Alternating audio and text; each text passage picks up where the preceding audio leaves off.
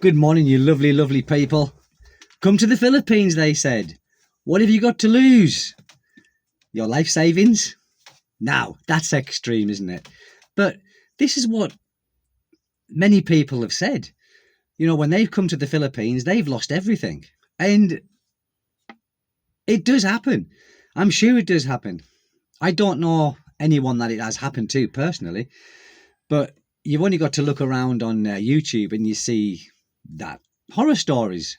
And I find it hard to believe that there is so much scamming that does go on here.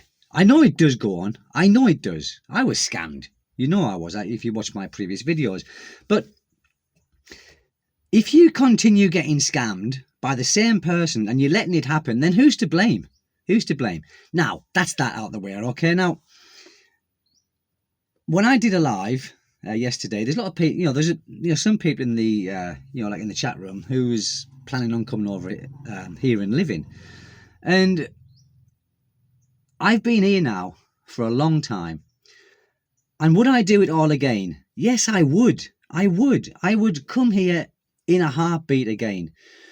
A lot of you viewers said that you can't stand the noise and this and that, and I get that. I do. I totally get that, because it's not for everyone. It's not everyone's cup of tea.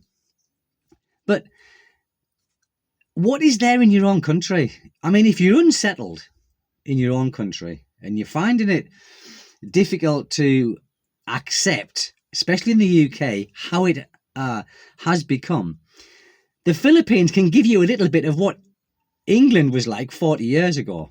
And I don't mean with the temperatures, of course, I don't mean that. I mean with how it is here, like it was in the UK 40 years ago, when you could do a lot more without praying eyes watching you.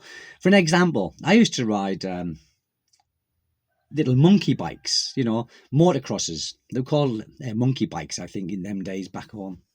And you could go down the woods, you could go down the becks and the streams and ride it. And the people walking the dogs, they would be watching you and smiling. Now you try to do that, you'd have the police, you'd have the SWAT on you, like on your ass. You can't do nothing in the UK now, nothing. I think I mentioned it like in a video before. When I was in the UK and I was walking back from a party at 3 o'clock in the morning, I was stopped by the police and searched. And not in a good way. They were very aggressive, very impolite, just because I was walking to my home at 3 o'clock in the morning, not shouting, not screaming, quietly walking home, minding my own business, had a good night. What have you got to lose by coming here? And I'm not saying your fortunes or your savings. Yes, it does happen, but I'm sure 99.9% of the people are not that stupid, to lose all of the savings here. It can happen. Yes, it can happen. We can get hooked in and we can be reeled in, can't we? But we can, look at the people in the West. Look at how many men, and this is a fact, right? Look at how many men in the West, in the UK, commit suicide over broken down relationships, losing jobs, losing the house. It's quite a lot. It's quite a lot. Mental health will be a hell of a lot more. Mental health issues. Now here, I don't know anyone with mental health issues. Well, there is a few here, but it's not mental health as we know it, like wanting to do harm to others. Here it's just when they have a drink, they just go a bit mental. But if anyone's planning on moving out here, I would just do it. Stop listening to other people. Listen to your heart, or listen to maybe think with your head first, okay? Because the heart can overrule things, can't it? But think with your head first. Think, because you know how it is here. If you've done your research and you've seen plenty of these vlogging videos of the noisy stuff and the patience needed, if you can put up with that, then you'll be all right. Really, you'll be all right. Don't listen to other people all the time when they say, "Oh, like they said to me, and I said I was moving out of England. You'll be back. You'll be back. If I'd listened to everyone, I wouldn't be here. I'd be still probably having a miserable time back in the UK. But at least here, yes, I do get frustrated at times with chickens and noise and things like that. But it doesn't bother me no more. Just a tiny bit. It's a bit of a frustration at times. But on the whole, 95%, I'm really, really happy. Really. And I'm sure many of you will be. Again, it's not for everyone. We all know it's not for everyone here, people. We all know that. I think it takes a certain kind of a character to be able to put up with a lot of things in the province where I am. In the city, it's a bit more organised. There is a lot more regulations in the city. Let's just say that. Like, for an example, your next door neighbours can't have pigs and chickens if you're in the city, especially if you're in a subdivision. Here, everyone has pigs and everyone has chickens, and although sometimes it does frustrate me with the noise and that, but it's my choice to live here. I can't change them. And why would I want to? I can't. And I wouldn't even want to. So I know what I'm into in the province. But I love the province, guys. Like I said, I'm like a country boy, born in the northeast of England. Always loved the countryside. I used to go rabbiting as a kid with the ferrets and all that kind of stuff when I was younger. No rabbits here, only the friendly ones, I think, only the tame ones here. But I used to do all that, go ferreting and always walking about in the hills and things like that, swimming in the rivers. So this suits me. I know it's not for everybody. I know, I get that. And the city life isn't for me. It's not for me. And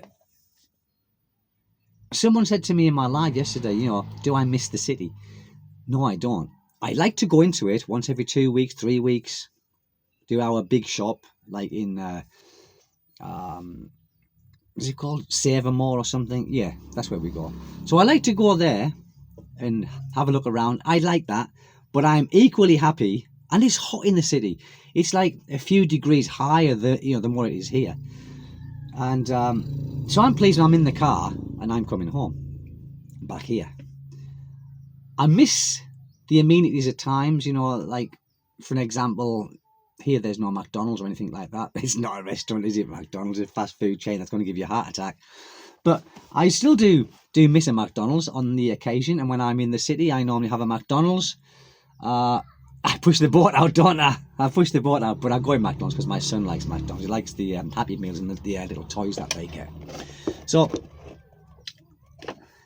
I wouldn't change my life.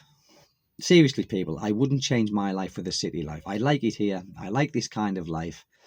I like the laxy-daisiness of it. And I would say to anybody, if you got thought of coming to the Philippines, try it. What have you got to lose? You can always go back. You will only be a prisoner here if you fuck up. And I mean fuck up where you've spent all your money. You can't get your visas to go out. That's when it can become a nightmare here. Like it's happened to so many people. So many people overstay their visas, and so many people think that they're going to get away with it forever. You're not.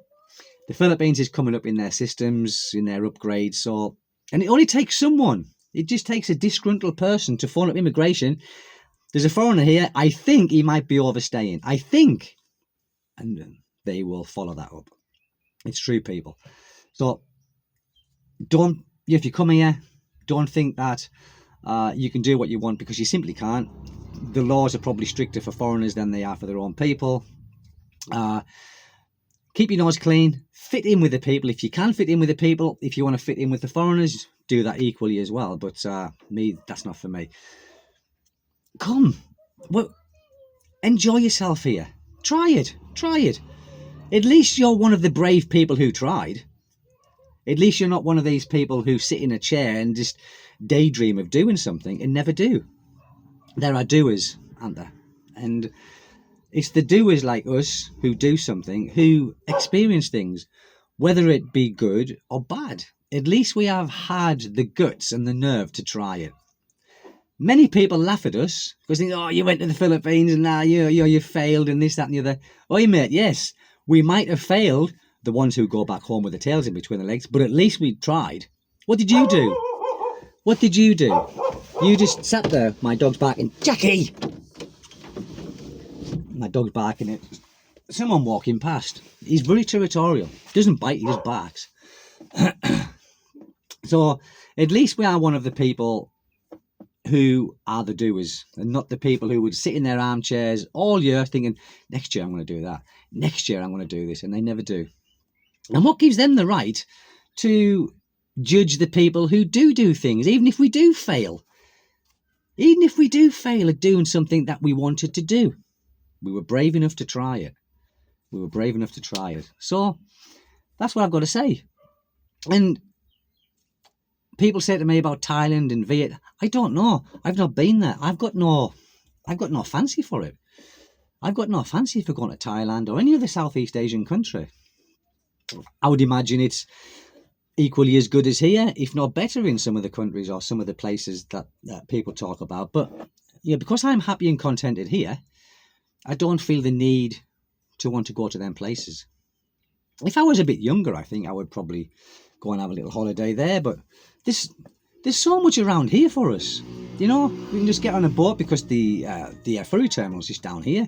We can get on a boat, we can go to Cebu, we can go to Surigao, Dumaguete if we want to go there, Leyte. There's many places where we can go to here. So what's the point in us going to a foreign country? And my wife doesn't like flying. She's petrified. So she's like a bit barrackers, isn't she? You know, you try and get her on an aeroplane, I'd have to knock her out with something. And I'm a little bit like that as well, to be honest with you. I'm getting a bit scared of flying. But boats, no problem at all. Go ferries anywhere here. And that's what I like about here. I know it's not for everybody. I get that. But when people say, come to the Philippines, you know, you'll get scammed out of all your money. You might. You might. I'm not going to say you're not, because you possibly might. Just be careful, be diligent, and see the signs when they arise. Like if they keep asking for money. Is that a mosquito? Oh, look at that. Did you see the... I'm like chopsticks. Getting a mosquito with chopsticks. It's like anywhere in the world, when you go to a foreign country, we are targets for scams to be put upon us because they see us as rich. And even if we're not rich, they will not believe you because of the colour of your skin and you get an aeroplane to this country, so they automatically think you are rich. And some people will try it on. They will try it on people, you know, especially taxi drivers, but they try it on in every country with every holiday maker in Spain, everywhere like that. So there's not a lot of difference in people trying to scam you here to what it is in any other holiday destination. It's just here, it's normally the people who you come to meet sometimes, you know, let's be honest. But that being said, I wouldn't change my life. I wouldn't go back to the UK and live there the way it is at the moment. No, I wouldn't. I'm quite happy here. I'm quite happy with a simple life. I'm quite happy having a contented life. That's important. I think a lot of people, when we come from the West, we try and complicate things, don't we? I think keep things simple, because simplicity breeds success. It really does. If you keep it simple and you're content with simplicity, why change it? Why change it? And back in the UK, when it's all about money, just think about having enough. Think about having something put by for emergencies, of course. But just think about, what do I need all that money for? Why am I chasing money all the time for? Why am I running after money, chasing it? Breathing, sleeping, eating money. Just enough. Find the quantity that is enough for you and be contented with that. That's what I do. That's exactly what I do. Anyway, people, I'm going to go now, so I've got to do a little bit in the house. Tiles will not be fitted today because it's going to rain, and I need the concrete to be dry for the tile adhesive. So the tiles will not be being installed today, unfortunately. So that means the stainless steel will be put back. The railings will be put back. But never mind. There's no rush. There's no rush. Like I said, I'm in the Philippines now. Take things as it comes. Thank you, people, always for taking the time to watch this video and all my other videos too. And over and out. Take care, people.